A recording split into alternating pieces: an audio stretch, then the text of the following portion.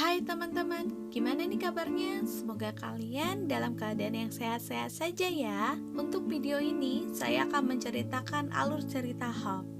Sebelum mulai, jangan lupa tekan dulu tombol subscribe-nya.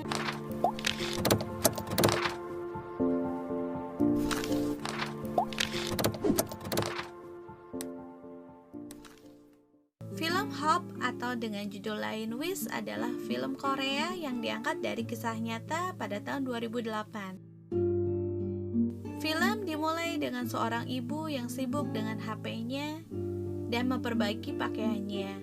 Scene berpindah ke suatu pabrik yang karyawannya sibuk bekerja. Manajer pabrik memberitahukan bawahannya kalau ini adalah waktunya istirahat dengan menu makan siang dengan sup ayam. Dan manajer itu mengajak Dong-hon bawahannya untuk makan bersama. Scene berpindah kembali ke sekumpulan ibu-ibu yang sedang makan-makan sambil berdiskusi hadiah apa yang harus diberikan kepada guru anak-anaknya. Selesai makan, mereka menyuruh Mihe untuk membayar makanan mereka. Mihe menggerutu karena dia harus membayar $198.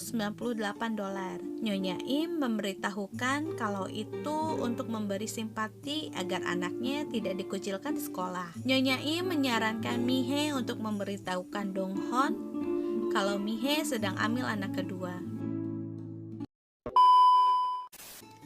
Sowon curhat kepada ibunya kalau temannya Yongsuk merupakan biang masalah dan dia tidak bisa menjawab satu soal matematika yang membuatnya bingung.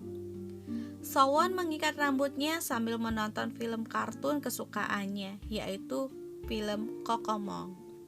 Karena kesusahan, Sowon meminta ayahnya mengikat rambutnya. Sowon marah karena ayahnya tidak bisa mengikat rambutnya dan ibunya terlalu sibuk untuk menjaga toko. Sowon pergi dengan payung kuningnya dengan perasaan marah. Ibunya mengejar Sowon dan menawarkan untuk mengantar Sowon ke sekolah. Sowon menolaknya karena dia bisa sampai ke sekolah hanya 3 menit dengan berlari. Ibunya meminta Sowon untuk tidak melewati gang, harus lewat jalan besar. Karena sudah kesiangan, Sowon tidak menemukan satupun anak sekolah lain yang jalan ke sekolah. Di sekolah Sowon ada sebuah bangunan konstruksi yang terbengkalai. Ketika sudah sampai di samping bangunan, tiba-tiba ada bapak-bapak mabuk menghadang Sowon. Bapak itu meminta Sowon untuk berbagi payung. Awalnya Sowon tidak mau, tapi dia merasa iba karena bapak itu badannya basah. Scene berpindah memperlihatkan payung kuning dan barang-barang Sowon hancur di bangunan konstruksi terbengkalai. Sowon yang berdarah tak berdaya berusaha buat mengambil HP-nya. Ibu dan ayahnya menerima telepon yang memberitahukan kalau anaknya ada di rumah sakit karena terluka parah. Orang tua Sowon datang ke rumah sakit dan disambut oleh polisi. Polisi menjelaskan kalau Sowon diperkosa dan menelpon 911 dalam keadaan sekarat. Keadaan Sowon sangat mengenaskan. Banyak luka gigitan di wajahnya. Usus besar dan anusnya sobek yang membuat tim dokter yang melakukan operasi memutuskan untuk mengangkat usus besarnya dan membuat anus buatan di pinggangnya.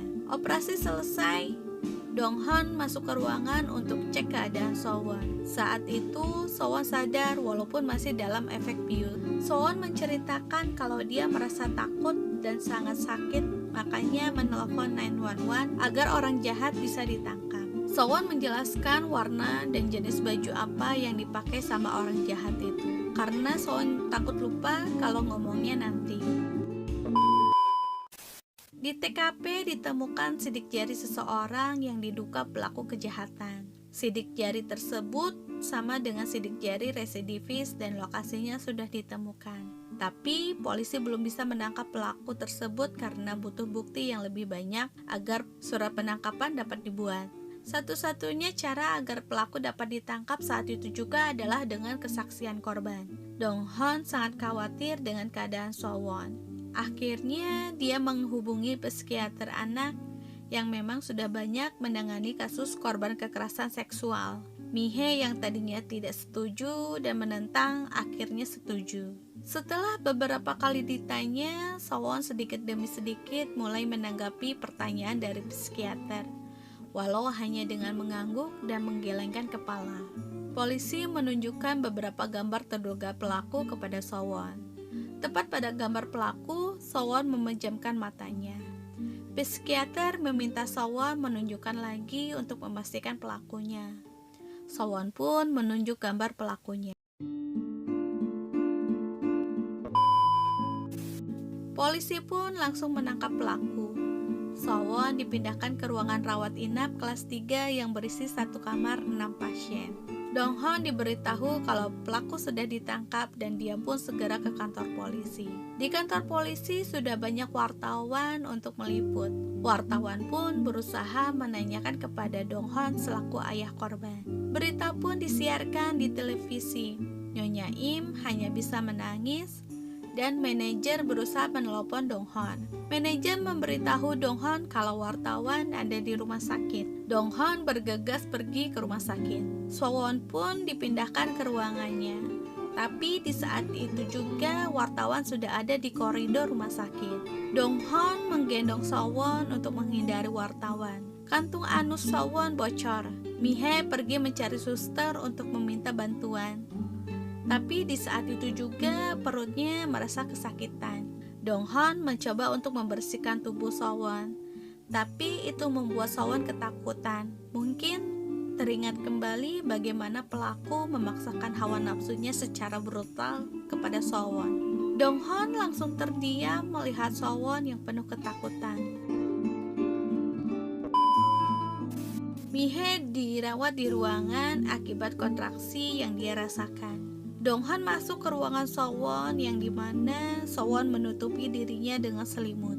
Donghon memberitahu Sowon kalau dia akan mempunyai adik. Sowon hanya menjawab dengan mengangguk dan menggelengkan kepala di dalam selimut. Dari kejadian itu membuat Sowon menjadi malu dan tidak mau berbicara kepada siapapun. Suster memberikan kartu nama psikiater kepada Donghon. Nyonya Im datang untuk menjenguk Mihe dan membawa banyak makanan. Sidang pertama pun dilakukan. Pelaku ditanya atas kejadian tersebut, tapi dia mengaku lupa dan saat itu dia mabuk dan menyangkal semua tuduhannya. Manajer melempar sepatu dan marah kepada pelaku. Para badut dengan karakter Kokomong sedang berdiskusi untuk melakukan gerakan. Mereka pun masuk ke ruangan Sowon dan melakukan show untuk menghibur Sowon. Sowon pun senang dan mengikuti irama tarian Kokomong. Mereka pun bergantian keluar untuk meminum karena kehausan dan kepanasan. Donghon punya ide untuk menyewa kostum Kokomong. Karena harganya terlalu mahal, sang pemilik meminjamkan kostum Kokomong yang lama kepada Donghon. Psikiater memberitahu Mihe kalau anaknya juga pernah mengalami seperti Sowon, tapi anaknya bunuh diri di saat umur 16 tahun karena malu. Donghon masuk dengan kostum Kokomong dan berkomunikasi dengan papan tulis. Psikiater melakukan terapi. Lalu raut wajah Sowon menjadi sedih. Sowon juga bercerita kalau dia sangat rindu sekolah dan teman-temannya. Tetapi dia sangat malu karena kejadian ini. Dia tidak ingin menceritakan kejadian ini ke siapapun selamanya. Sowon dinyatakan pulih dan bisa pulang dari rumah sakit.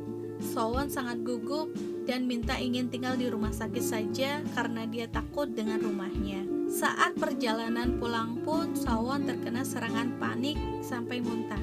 Tetapi rasa panik itu hilang ketika dia sampai di depan rumahnya. Di depan pintu rumahnya ditempeli banyak sekali memo-memo dan gambar-gambar dari teman-teman sekelasnya Sowon. Sowon berangkat ke sekolah seperti biasa. Ayahnya masih dengan kostum Kokomongnya mengikuti Sowon kemana-mana dan selalu menyapa tiap ada kesempatan. Hal itu membuat Sowon jadi tidak terlalu gugup dan ketakutan ketika dia sedang sendirian. Ayahnya Sowon juga memberitahu pada guru agar maklum pada anaknya dan sebisa mungkin menghindari kontak langsung guru laki-laki dengan anaknya. Trauma Sowon perlahan-lahan sudah mulai membaik. Dia sudah bisa berjalan bersama-sama dengan teman laki-lakinya. Sebelumnya temannya hanya boleh berjalan di belakangnya. Suatu hari Sowon bertanya pada boneka Kokomong yang mengikutinya, apakah itu ayahnya atau bukan.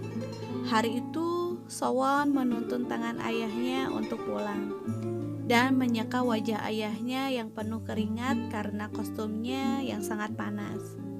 Dia sudah tidak takut lagi dengan ayahnya. Hari demi hari berlalu.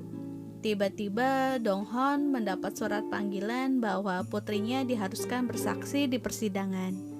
Hakim menyatakan bahwa rekaman Sowon mengidentifikasi pelaku tidak sah karena Sowon saat itu dalam keadaan luka berat, sehingga kesaksian harus diulang. Di ruang pengadilan, Sowon bersaksi sekali lagi dan menunjuk foto orang yang sama. Pengacara pembela bertanya kepada Sowon apakah dia mencium bau alkohol ketika kejadian itu berlangsung. Sowon menjawab iya. Hakim memutuskan kejadian tersebut terjadi saat pelaku tidak sadar atau mabuk, sehingga pelaku hanya dikenakan hukuman selama 12 tahun.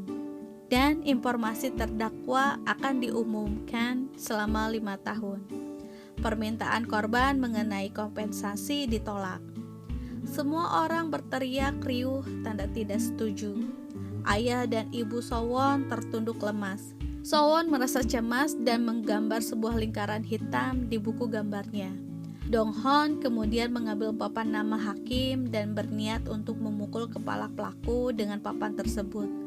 Tapi Sowon memeluk kaki ayahnya dan memintanya untuk berhenti dan mengajak pulang. Film diakhiri dengan scene di mana Sowon berkunjung ke rumah sakit bersama keluarganya dan psikiater, termasuk keluarga manajer ayahnya, untuk melihat adik bayinya yang baru lahir.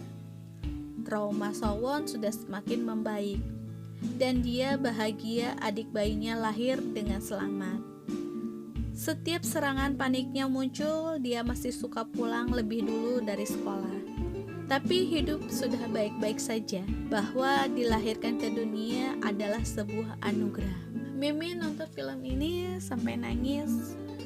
Betapa bejatnya sang pelaku dan hanya diberi hukuman cuma 12 tahun penjara.